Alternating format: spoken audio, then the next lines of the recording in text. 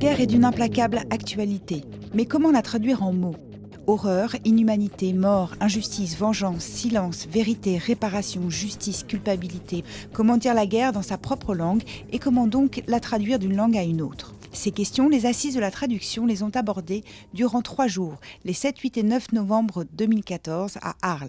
Bernard Hoffner, président de l'Atlas, association pour la promotion de la traduction littéraire, ouvre les hostilités. L'idée de départ est sans doute venue du fait que c'est le centenaire de la guerre de 14-18. Et puis c'est le fait que le monde est en ce moment quand même secoué par les guerres dans tous les sens. Donc moi j'avais un rapport particulier avec la guerre en Yougoslavie. Que j'avais aussi une admiration profonde pour les livres de Jean Hatzfeld sur le génocide au Rwanda. Et donc très rapidement, cette idée de la guerre, c'est-à-dire qu'il faut en parler, c'est-à-dire d'arriver à parler des guerres depuis l'Iliade, par exemple. Il ne faut pas non plus oublier que les Assises, c'est aussi le moment de rencontre de 300-350 traducteurs qui travaillent dans leur coin toute l'année et qui se retrouvent ici, qui déjeunent ensemble, qui bavardent et qui parlent de leurs problèmes, ce qui est aussi important. Durant 3 jours, la chapelle du Méjean a abrité plusieurs tables rondes sur le thème de la guerre dans son rapport à l'écrit. Dire l'inavouable ou comment une journaliste française a eu du mal à faire reconnaître l'existence de la guerre en ex-Yougoslavie. Plusieurs visions de la guerre ont émergé des traducteurs de l'Iliade d'Homère, de l'art de la guerre de Sun Tzu ou encore des considérations actuelles sur la guerre et sur la mort de Freud. À travers l'œuvre de Jean Hatzfeld, c'est sur le génocide des Tutsis au Rwanda que la réflexion s'est portée. Les traducteurs polonais, espagnols et italiens ont évoqué cette délicate entreprise qu'est de transmettre des récits de rescapés. Traduire la guerre en mots mais aussi en images, tel est le défi que Janie Albert a relevé avec talent. Cette jeune artiste plasticienne a composé des collages à partir des images de Stanley Green, reporter de guerre. Elle nous présente l'une de ses œuvres les plus évocatrices. Quand j'ai présenté donc mon travail au reporter de guerre, il s'est arrêté sur cette image. À la base, donc, la femme était donc assise sur un tapis et la Kalachnikov était posée devant elle. Et j'ai positionné la Kalachnikov en haut. Et il m'a dit que c'était un acte fort pour lui parce que finalement, cette femme-là était vraiment en train de penser à son action dans la guerre.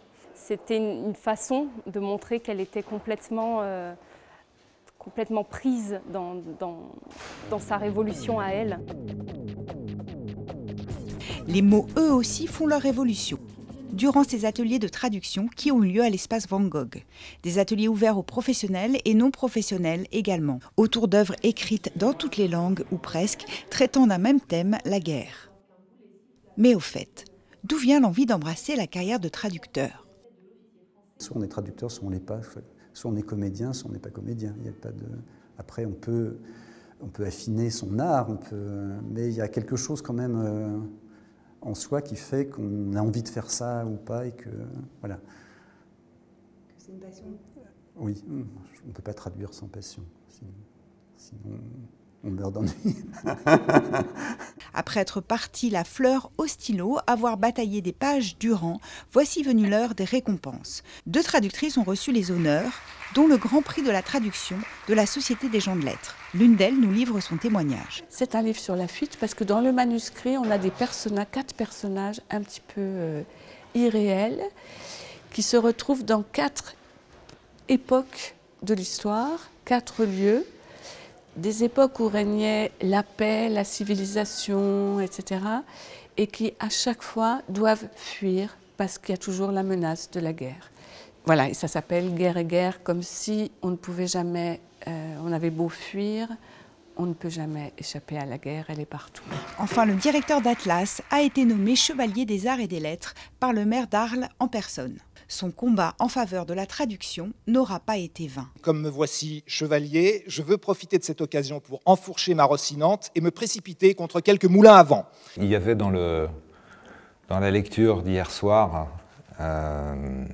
tout un moment qui évoquait les décorations militaires et je crois que je fais ce parallèle parce que l'important n'était pas la décoration, l'important c'était l'occasion de la prise de parole, enfin pour moi, vis-à-vis de ce que représente cette association et des possibilités que cela recèle au niveau politique. Je voulais parler de politique au sens noble du terme, de la chose publique et de l'importance très discrète mais néanmoins très puissante du travail de promotion de la traduction littéraire. C'est sur cette page de l'histoire de la traduction et sur les mots de William March dans son texte Companica, traduit par Stéphanie Levet et énoncé par le comédien Julien Duval, que les Assises d'Atlas s'achèvent. Je ne peux pas supporter cette idée. Je ne peux pas. Je ne veux plus jamais entendre de musique militaire ou de mots grandiloquents. Je veux être enterré là où personne ne me trouvera jamais.